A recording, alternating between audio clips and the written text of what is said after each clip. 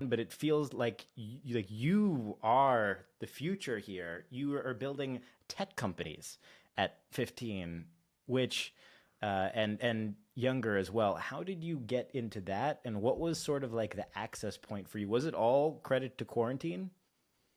Yeah, it was so basically it was like 3 years ago, right? And I got my first computer, and it was like during quarantine. My parents are first gen immigrants to the US, so they still don't really know what I do. But basically they kind of gave up. They gave me my first computer. I've really never used, I guess, we only had like one computer in the house, right? And then during quarantine we were just all bored out of our minds. And she kind of gave up. She used to be like really, really anti gaming. And then during quarantine, she had no choice, so she bought all of us a laptop. And essentially, like I would just start making YouTube channels, like Roblox videos, right? That was I was eighth grade back then, or actually seventh grade back then, and I just started making a bunch of like Roblox videos. And one day when I was like making these YouTube videos, I saw this Elon Musk AMA, and it was to this club called Hack Club, right? This like club of like teenage coders where you had a bunch of like people that were really, really smart. And it was like, okay, great. This is like an online community. I've never heard of that. This sounds cool. And I kind of got into it. And basically, I got banned on the first day for trolling.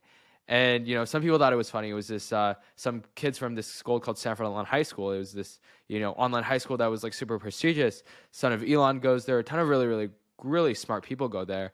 And they were all working on this one startup, and I was like, how can I get involved? And kind of just like pretended that I knew how to do marketing and how to code.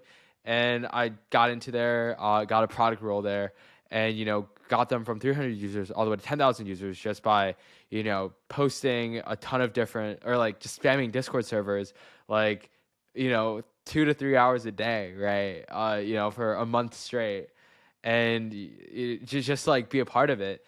And that kind of just like side. And then I was like, okay, cool. So there's these communities, there's so many smart people. How can I be someone to like them? And like they all knew how to code, so I built a nonprofit to teach myself how to code and teach other people how to code. Always hated Udemy, so basically built that nonprofit, and I learned how to code through that. And then after that, I ran a hackathon with the son of Elon Musk, backed by Elon, which is pretty cool, or backed by Tesla. And then after that, basically, San Francisco was sort of like this Discord server back then, right? It's called Gen Z Mafia, and I used to run this like freelancer thing because startups would pay so much for so little tasks, and I would just go into there, get jobs, and then outsource it to someone from India, right? Because the And tasks these are are so coding. simple. These are coding Eh, jobs. Yes, yeah. Coding, SEO. And then one day I saw this thing. It was like this thing called Carbon Zero. They're this climate fintech. And I was like, okay, so this is really, really cool. What can I like, how can I get into it? So I cold emailed the founder, and I didn't expect anything. And then he tweeted about it. He's like, there's this 13-year-old that reached out to be a growth lead, right? And I was like I guess their fourth or fifth person that joined there.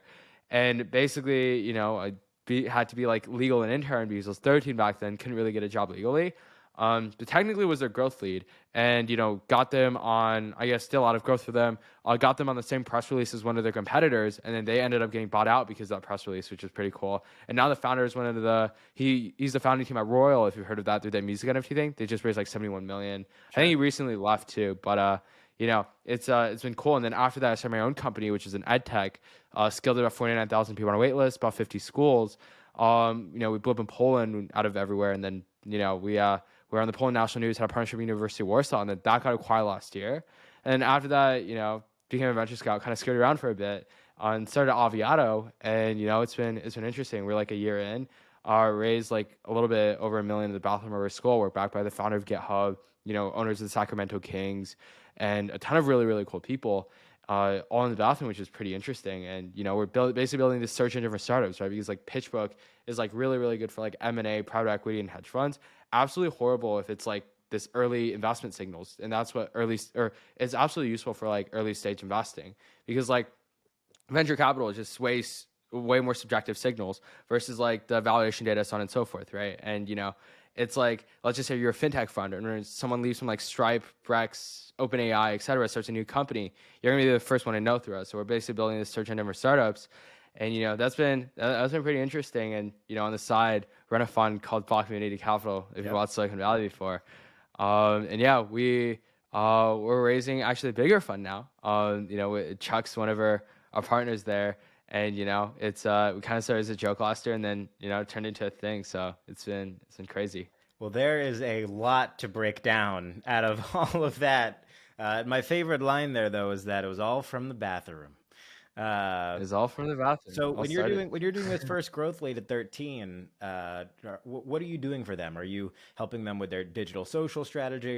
Are you actually coding and doing SEO for like mostly web? Like, what does that look like at 13? It was honestly just like the zero background entry job, right? Because I guess coding, you have to learn a ton about it, but like growth, it's really just marketing, right? And Sure. or like figuring out how to grow your user base, and it's really just trial and error, right? You start with some things, see if it works, see what sticks and what doesn't stick.